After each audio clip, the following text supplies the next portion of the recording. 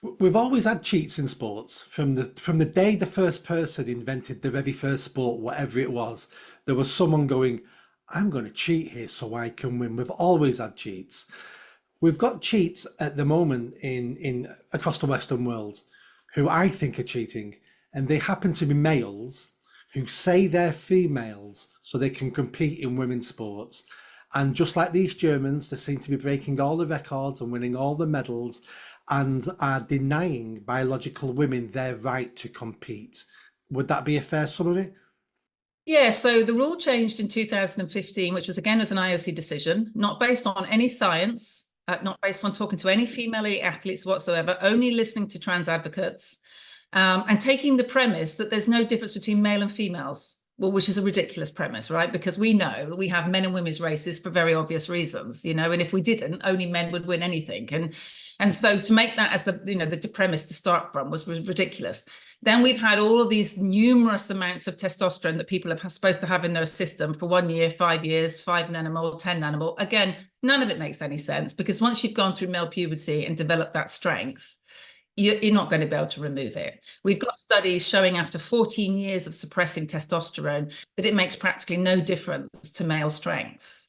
And there's 18 studies in the world, all peer reviewed, and all of them show we can't remove male puberty advantage. And yet there's not one single one study that will show that you can. And yet we're still here basically saying to women, you're not worthy of fair sport.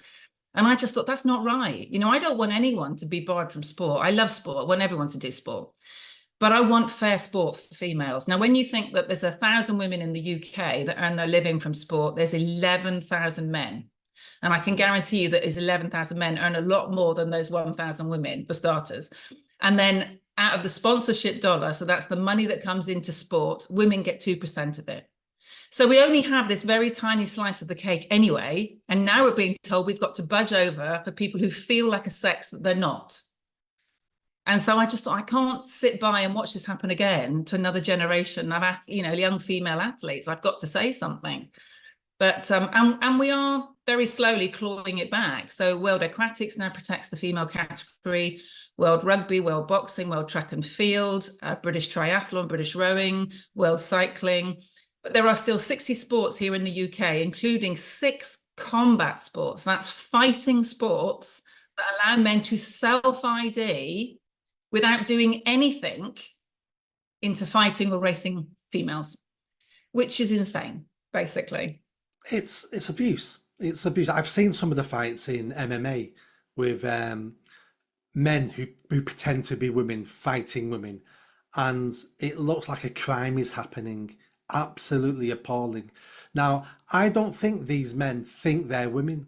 I really honestly believe this is just the latest form of cheating, and I think these men may convince themselves they feel like women, but deep down inside they know they're not, because every single one of them I've ever heard of was already competing as a man in male sports and didn't get anywhere, and then transitioned.